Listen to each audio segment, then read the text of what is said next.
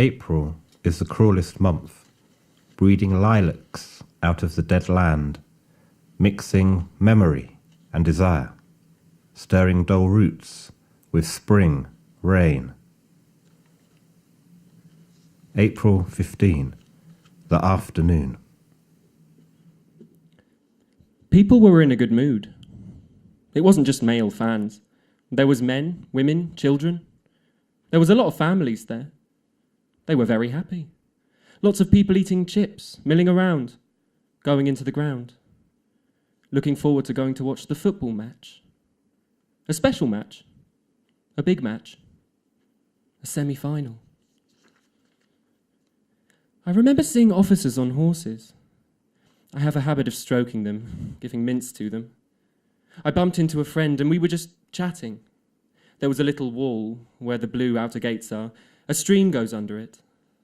I sat there reading my programme, mooching about, watching the world go by. It was all happy. It was a nice sunny day. 2:40 p.m. Outside. There were a lot of supporters standing around waiting. A mass of people in a relatively small area. They were coming from Leppings Lane and heading down towards the turnstiles. It was unusual. At away matches, people are queuing up in twos, taking turns to go through, one after the other. Little rows snaking out from the turnstiles. But there was just one massive throng of people. A mad scramble. No queues. Just a solid mass of people waiting to get into the ground. Chief Superintendent David Duckenfield. I saw people were spilling off the pavement. We ordered the road to be closed. I could see fans being pushed against the wall. I was very concerned because there were young people in amongst this. The situation was becoming unmanageable. It's chuffing rammed. Chocker!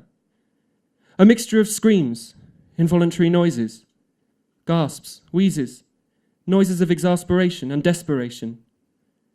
And the horrible thing was, some of this was tempered with what seemed like almost merriment from people who were still joining the throng at the very, very back. 2:44 p.m. I was squashed in the middle of that throng, trying to get to the turnstiles. I get the feeling they realised they'd lost control. I remember one Mountie in particular. It is a very strong memory. One particular Mountie on a police horse, trapped right down at the far end against the turnstiles, as if he was actually splattered against the wall at the far end, caught out by the throng milling around him, and suddenly hemming him in. I remember him pushing past me as he tried to get his horse out. I think he realised his horse was in danger of stampeding. I was being crushed to death. You were that squashed with all of the people around you. You were praying for there to be an elbow movement, an arm movement, so that you could move your diaphragm and take in a little bit of air. The 20-footstep journey took 20 minutes. It wasn't so much a decision, just a survival instinct. To get through the turnstile, worm and push and wriggle and duck and dive and try to get to the front before the panic sets in. I ended up face blank, stuck against the brick wall, a bit like rubbing yourself against a piece of solid sandpaper. Horrible, sharp. Nothing nice or rounded or polished, just the sharp, stark. 2:47 p.m. Someone open the gates! He was referring to opening of the exit gates. I was quite shocked. It was totally unprecedented. It was something you just didn't do, to open exit gates. You lose control. But he came back and said words with more urgency. I want the gates to be opened. Open the gates. If you don't open the gates, somebody's going to get killed. I remember saying quite clearly, if people are going to die, I have no option but to open the gates. The sole thought was that I'd got to save lives. I only thought about the room on the concourse. If people outside those gates were in danger of dying or being crushed they would feel relief and comfort in the concourse. I didn't consider any other consequences. That is one of the biggest regrets of my life.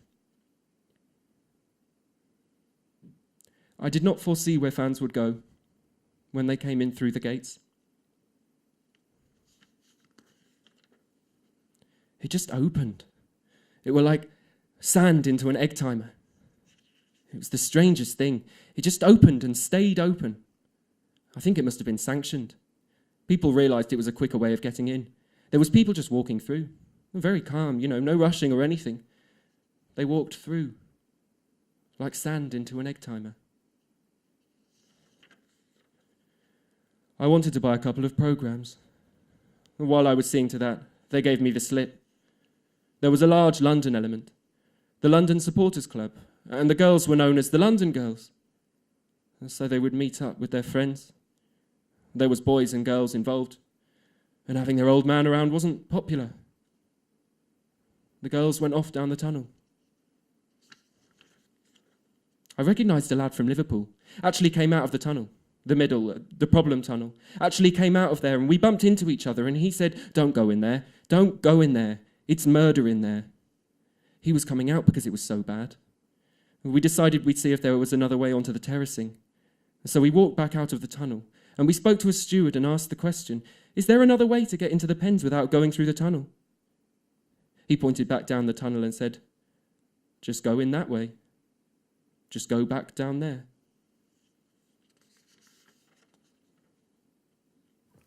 2:59 p.m. This massive surge came from behind. It was violent and sudden. I was pushed down the terracing, scuttling towards the front of the pens.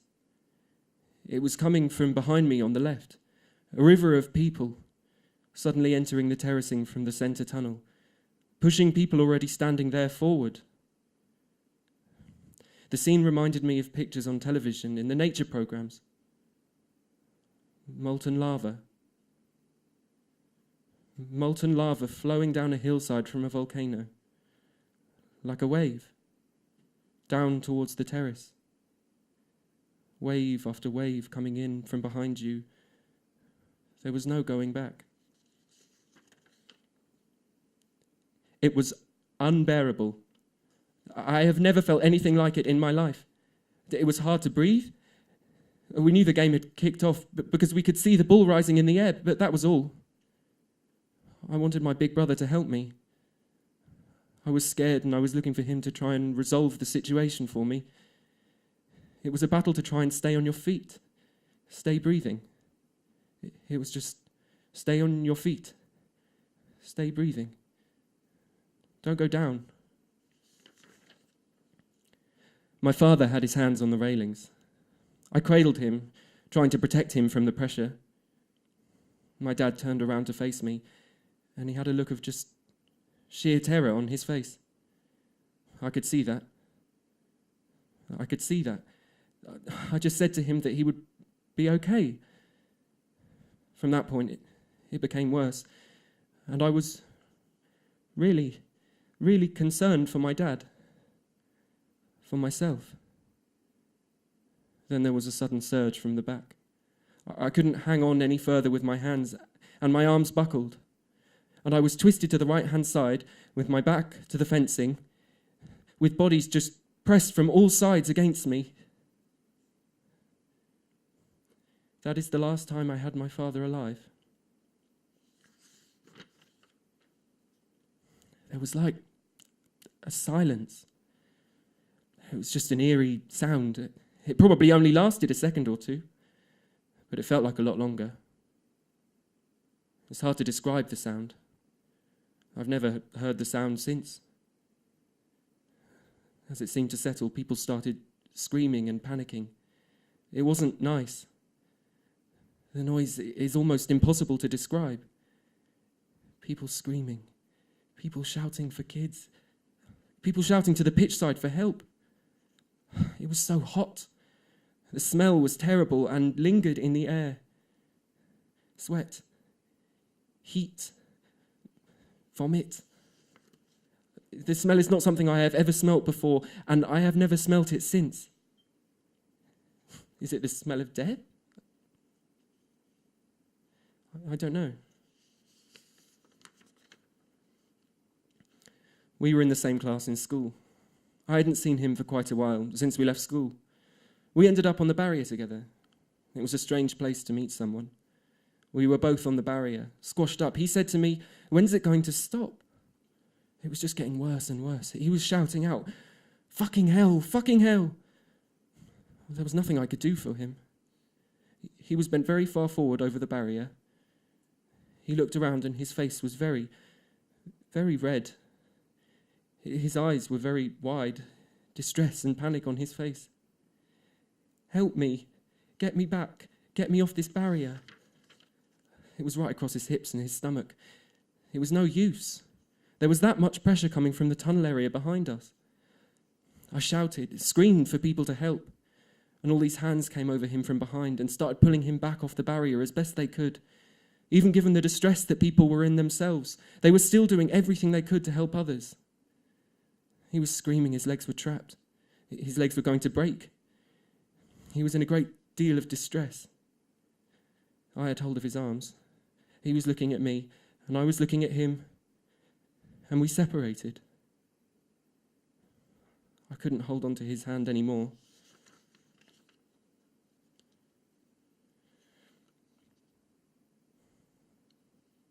My whole world was in that one pen at that moment.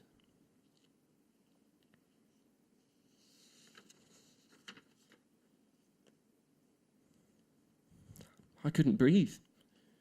The girl next to me was shouting, "Help me, help me," and the man in front was screaming about his legs being trapped. He was pinned against the barrier, and he was shouting, "Hold me up, hold me up." So I put my arms underneath his armpits and tried to hold him up, but then my legs got trapped, and then the last I remember is someone saying, "The barrier's about to go." I heard his knee crack. We fell through the barrier. When the barrier collapsed, it went down. My legs were underneath it, and my body went over the top. I found myself kneeling and scrambling on top of people, and the man I was trying to hold up was underneath me, and I had my arms trapped under his armpits. And somebody said to me, "Let go of him, let go of him." And I said, "No, I'm holding him up." And he said, "Don't bother, mate. He's dead."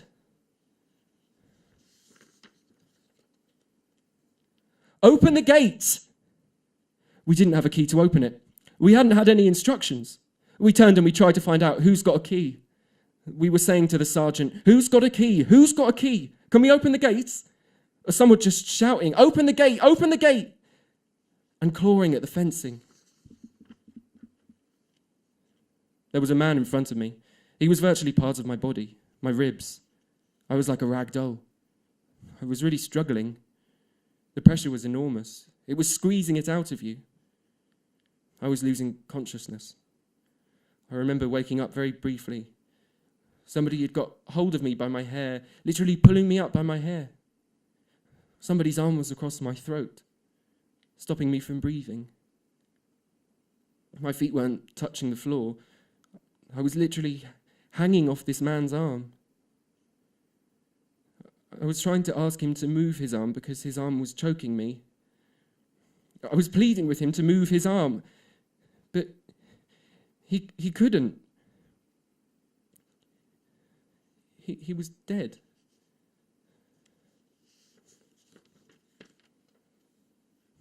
The police were treating it as a sort of pitch invasion, trying to push people back into the pen. I was shouting that people were dying, "Let people out," and they didn't respond. They could hear us. I produced my warrant card. I thought if they realised I was a policeman and I was saying that people are dying, then they would respond. I held it up in the air. I said, "Why wasn't they letting people out? There's people dying in there." "You murdering bastards. You Yorkshire pigs. You murdering bastards." 3:05 p.m.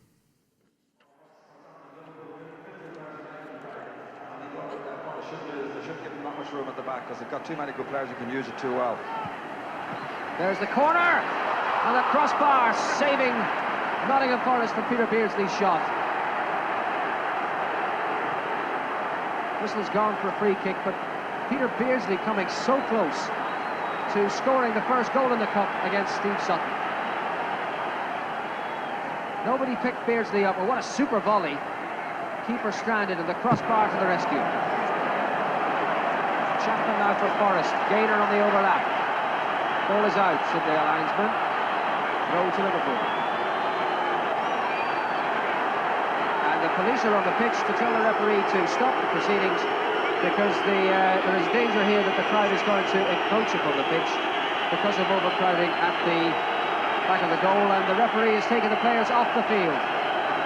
So this FA Cup semi-final has been interrupted after 6 minutes because of crowd problems here. Capacity of Hillsborough 54,101, and it would appear that too many of them are on that terrace behind Bruce Grobbelaar's goal, and Ray Lewis, the referee, is doing the sensible thing in taking the players away off the pitch until the South Yorkshire Constabulary sort out the problem.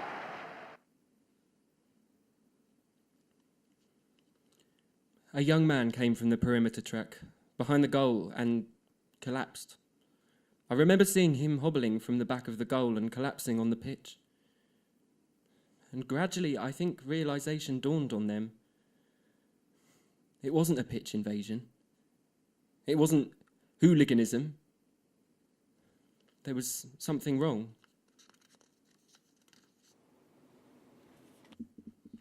The police then were trying to pull the people out of the pen. We used ourselves as ladders, sticking our knees through the railings and telling people on the inside to use the knees as a step, climb over the fence and use our bodies to climb down as a ladder. I saw some police bashing the spikes down with their bare hands. I recall seeing a number of officers punching, kicking at the meshing. Police and fans alike, pulling down the wire fencing immediately behind the goal in order to get people out. It was very, very difficult. I think it was very well made at the front of the fencing. But in the situation that they were in, they did keep going, pulling at it with their bare hands until they managed to pull the fencing away, to find a hole big enough to get people through. Everything went peaceful. Everything turned white. There was a police lady, and I felt her touching my face like that with fingers. Through the small holes on the fence, she had her fingers trying to prick me on the cheek, saying, "Hang on, you're strong, get through this." And then things went white again. And the next thing I remember was being dragged along and out of the gate. The call for a fleet of ambulances comes approximately 2 minutes and 40 seconds after the request for dogs. When the crowd eased back, people who had died because the pressure eased, the bodies just fell back. I grabbed the railing, pulled myself up, and the image that I'll never forget was of the boy behind me falling backwards.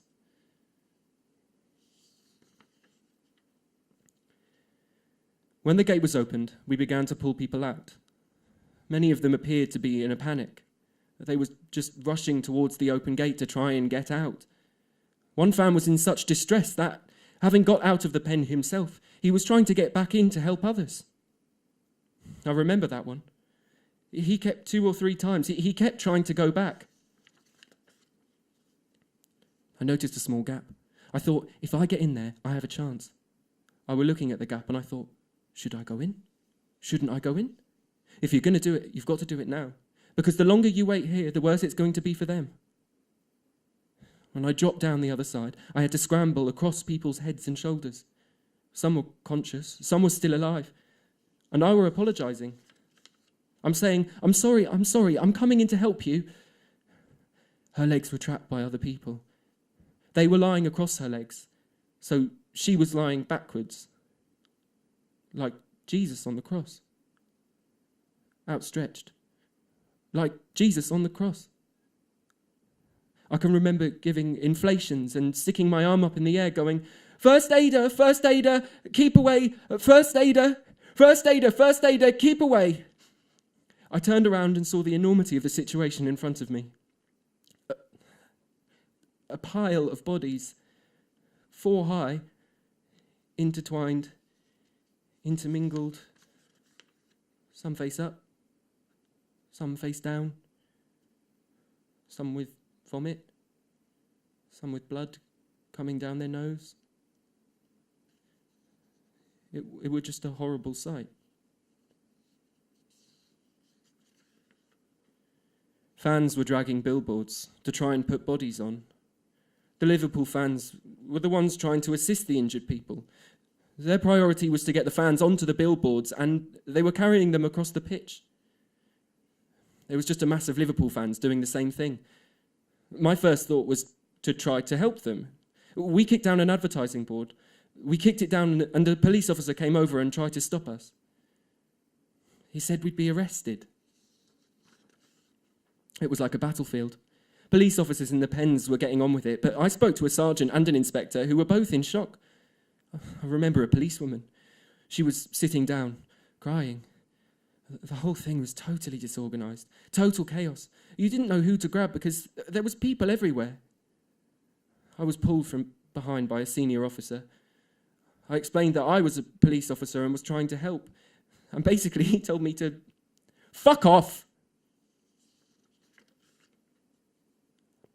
I didn't know how to do the kiss of life. You were just trying to do something instinctively. Just what I'd seen on television. I was in the Air Force before I was in the police. Maybe that's something to do with identifying or having ID tags. So what was in my mind was that anybody who was walking around wouldn't just come across a relative. As I tore his shirt open, his wallet came out. I put it on him so that he could be identified. I put his shirt over his face. I just thought it was the right thing to do. Thinking about this now, well, this may have looked like I was looting the dead. And one of the things that's compounded all this is the reporting in The Sun. It's always troubled me. I had maybe photographers photographing me or something. And it's one thing that's troubled me. By the goalpost, there were 5 policemen. I think one of them was a woman. And they were laughing. And I thought I was in a nightmare. There was some joking. A girl, a stewardess, was going past with a tray with drinks on. And they said, "Hey, come here." And they took the drinks off them and had a drink. And I just couldn't credit it. People were running past me with hoardings. I just wanted to go to sleep. I was trying to walk away from the Leppings Lane and I kept collapsing. I could see a line of police officers in the middle of the pitch. I thought if I walk towards them, it will be safe because it was away from what was going on in there. But I kept collapsing. I collapsed in front of that line. I remember laying there for ages and ages. I couldn't move. I just wanted to go to sleep. 3:16 p.m.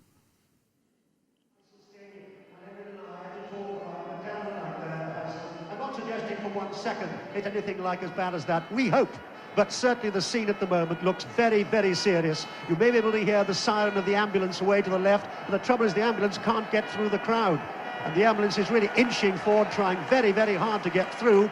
But again, as I'm watching, there are police climbing up on the fence, pleading with people not to come forward. Some of the people at the back, understandably through sheer fear, are trying to climb their way up into the upper tier once more, and the ambulance is still trying to get through. It's behind the goal mouth to our left. We hope to be describing a classic for you.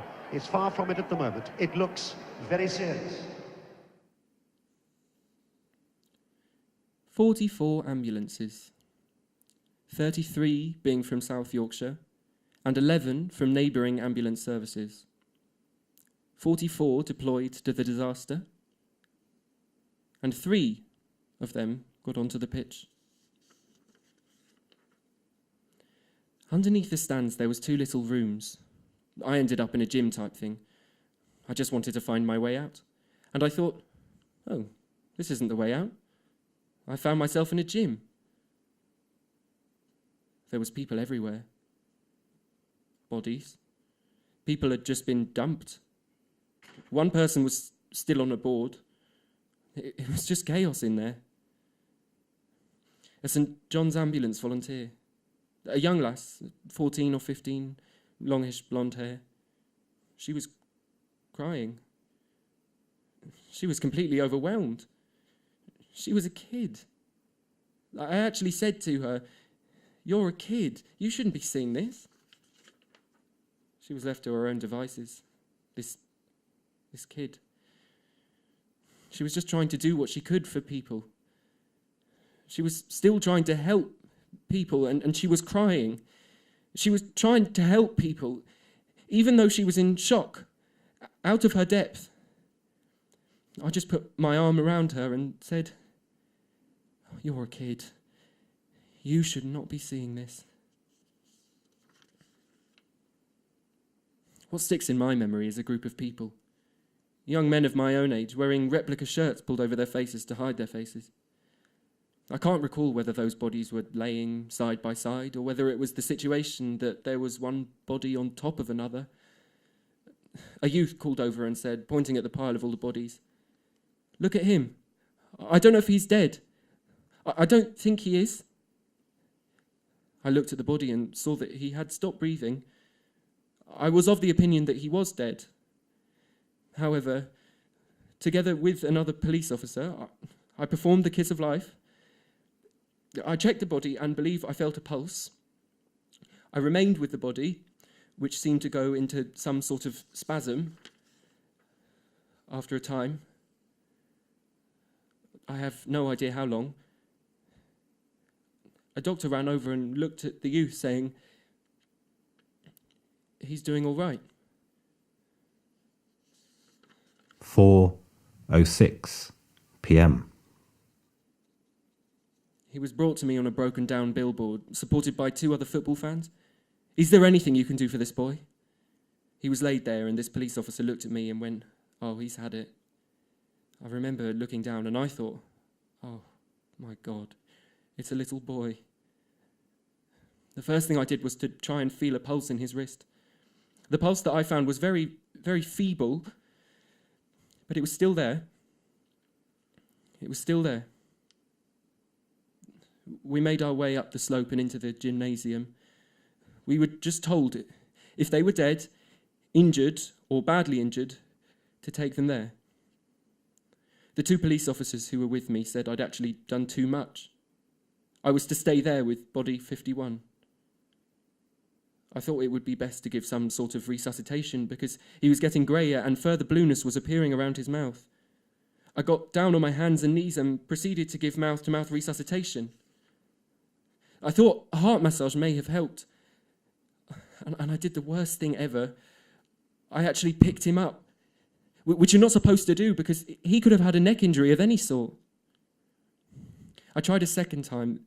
That's to say, I picked him up. I actually cradled him and I thought, you're not going to die. You can't die. I remember holding him and I thought, no, he's only a baby. It can't be happening. I had his head in my arms and so much of his back. And that's when his eyes opened and he said, "Mum?" He looked straight through me. Then his eyes closed and he just went very, very limp altogether. So I placed him down on the ground and tried to give him mouth-to-mouth again and heart massage. That's when I felt a tap on my shoulder and it was another police officer. And he said, "Leave him. He's gone. There's nothing you can do. 4:15 p.m. A gentleman began to shout into the back garden. It wasn't in the days when we had mobile phones. He asked us if we could telephone his mum and let her know that he was okay. He was very pale, very upset. I said, "Of course you can, of course you can." After that, there was a succession of people with phone numbers, which we rang. We parked the car half a mile from the ground. So I walked back up the tunnel, through the gates, and made my way back to where we parked the car. We always had a rule. If we ever got separated, we'd meet back at the car. When I was approaching the car park, I could see that our car was the only car left. There was no signs of my family. However, I still went to the car park and I stood there. Well, I think the biggest irony is that the sun is shining now and Hillsborough's quiet, and over there to the left, the green Yorkshire Hills. And who would have known that 74 people would die here in the stadium this afternoon? I don't necessarily want to reflect on Heysel, but I was there that night broadcasting with Emlyn Hughes, and he was sitting behind me this afternoon. And after half an hour of watching stretchers going out and oxygen cylinders being brought in and ambulance sirens screaming, he touched me on the shoulder and he said, "I can't take any more." And Emlyn Hughes left. And two other items I just think of, sitting here now in the sunshine. Two items. One, that still reminds me of Heysel. The gymnasium here at Hillsborough is being used as a mortuary for the dead. And at this moment, stewards, just as they did at the Heysel Stadium, have got cartons and little paper bags, and they're gathering up the personal belongings of the spectators, some of whom died, some of whom are now seriously injured in nearby hospitals. And there are red and white scarves of Liverpool, and red and white bobble hats of Liverpool, and red and white rosettes of Liverpool, and nothing else out there on the enclosure where all the deaths occurred. And the sun shines down, shines down, shines down, shines down, shines down, shines down. The evening. We arrived at the boys' club. It was just packed. You literally had to push your way through. I can't remember getting a seat in there. It was absolute mayhem. The noise was incredible. People shouting out. Just people shouting out names. Is such a name on a list? Oh, the noise was wild. You couldn't take nothing in. Nobody approached us. No police officers came over. There was no communication. It was just chaos in there. Complete chaos. The only person who came over to us was a resident who offered me a cup of tea. It was so cold in that room. I was shaking.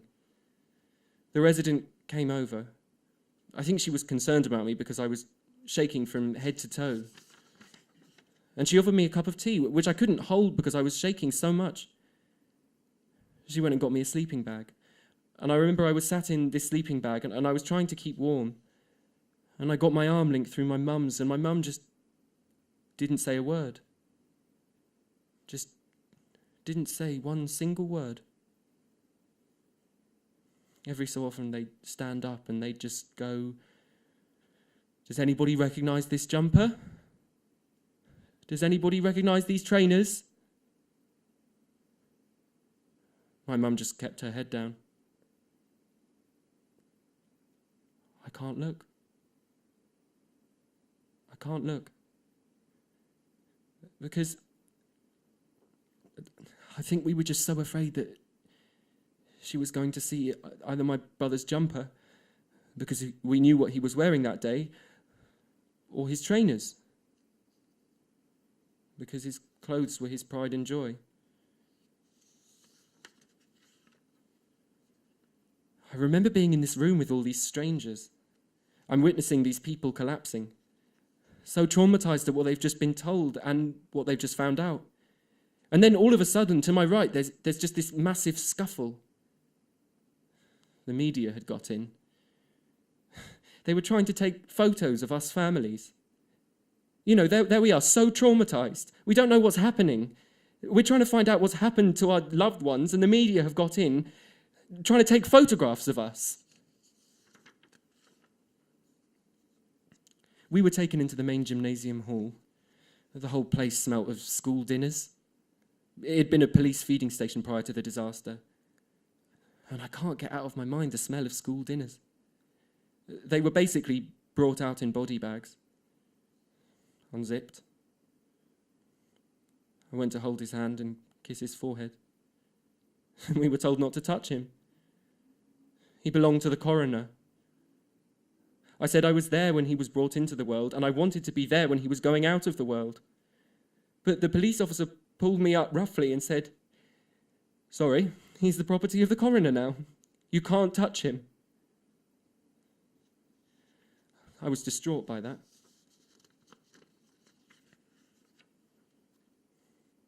He was wheeled out on a trolley. One of those low ones, about 16 inches off the ground.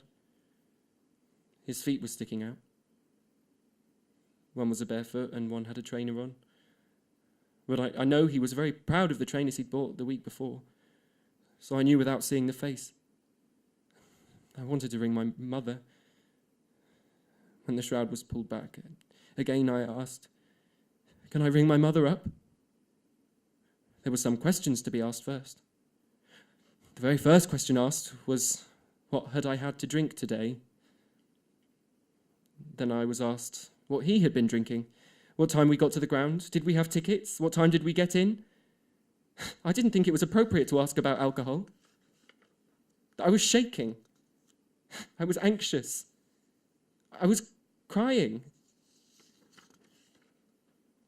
I think there were 2 police officers. They started asking questions. The first one was, "What time did you leave Liverpool?" The second one, "What time did you arrive in Sheffield?" The third, "Did you go to any pubs on the way before the match?" And the fourth was, "How much had you had to drink?" They asked me that, and even my dad that. And my dad only came to pick us up from Barnsley Hospital. All they were concerned about was how much alcohol we'd had to drink. I said, "I don't know. We wouldn't have had more than 2.5 pints, because that's all we ever did." And he said, "Oh, come on, love. They must have had more than that. Don't put that past me." And he thrust this plastic bag with these 2 tickets in front of me, and he never let go of that bag. He just leaned across the table and he said, "Are these their tickets? How did they obtain them? Did they buy them on the black market? How much would they have paid for them?" And he was just firing all these questions at me. He just did not believe anything we said.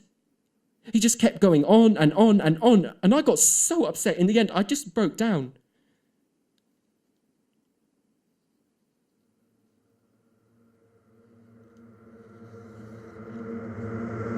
It's okay, and right now it's just gone 12 o'clock.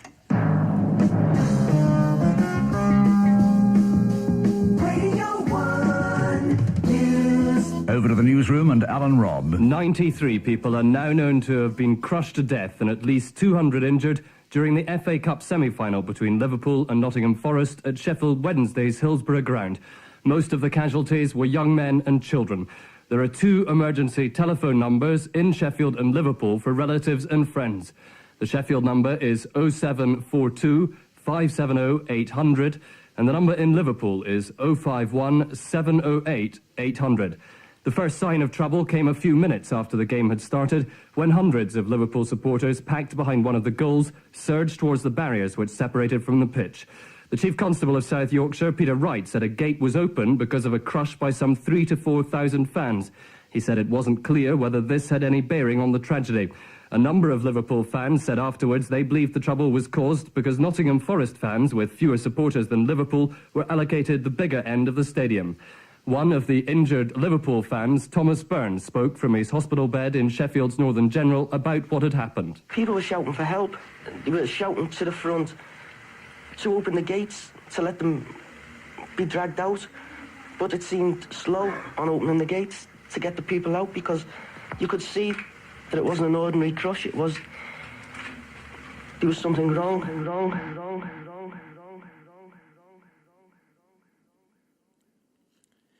Norman Bettison. I wasn't sure whether he was inspector or chief inspector. He was on the course. We would occasionally exchange greetings, words over coffee.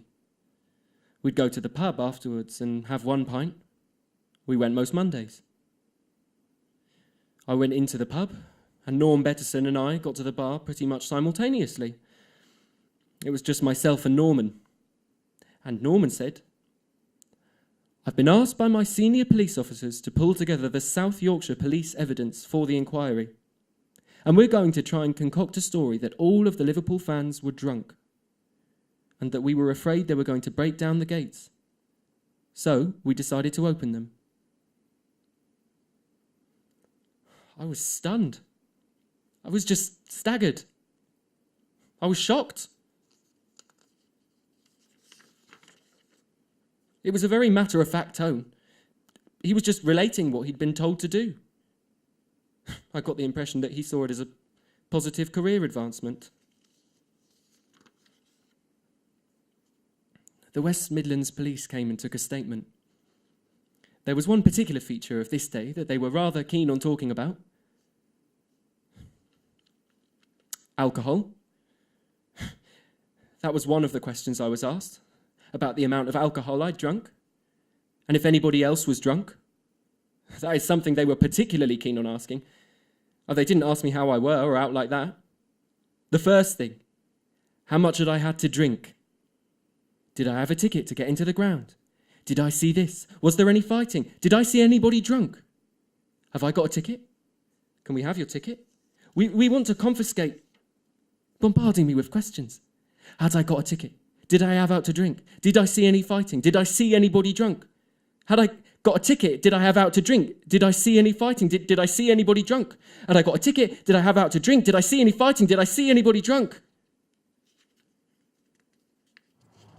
26 years of legal battles and one man remains at the eye of the Hillsborough storm. Chief Superintendent David Duckenfield, the match commander on that sunny April day, the 15th, 1989. Scores of relatives of the 96 who were killed that day at the inquest again today to hear this time what the man in the police control room had to say. It's very important, especially to the families and the survivors of that day. We've waited now nearly 26 years to see Mr. Duckenfield come and answer some questions. So it is very, very important for everybody concerned.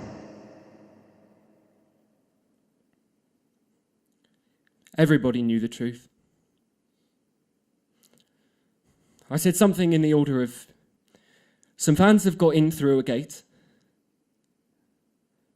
What I didn't say, I have authorised the opening of the gates.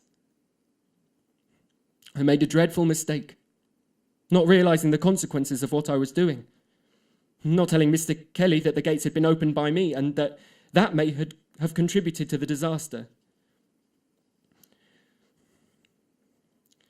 What I would like to say to the Liverpool families is this. I regret that omission, and I shall regret it to my dying day. I had heaped upon them further damage when they had got problems enough. It was a major mistake on my part. I have no excuses. That was a terrible lie. The fans knew the truth. That we'd opened the gates. The police officers knew we'd opened the gates. With hindsight, I would say I wasn't the best man for the job on the day. It was a serious mistake. However, I was the chief superintendent in charge on the day, so I must accept responsibility.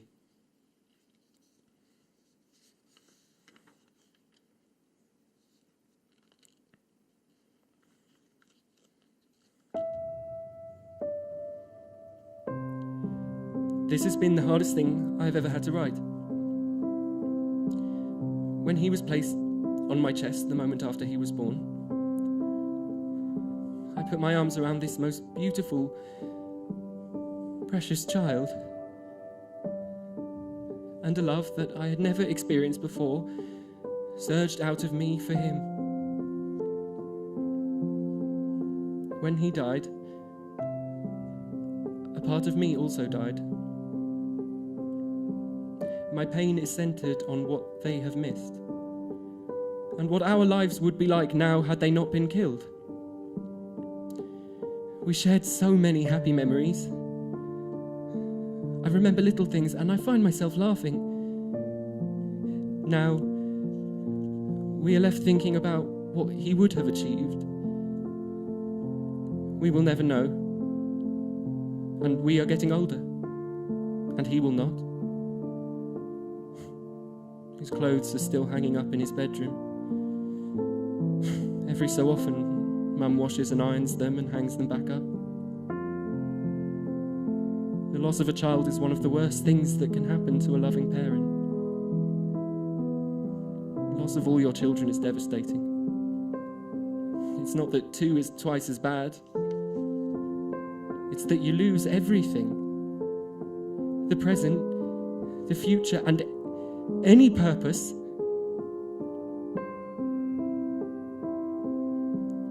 I thank God that I met him,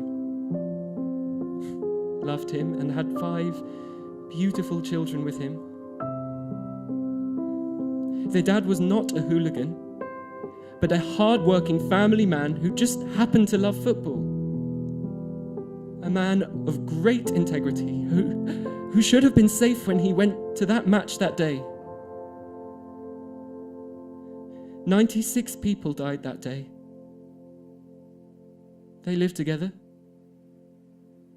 They died together, supporting the team they loved.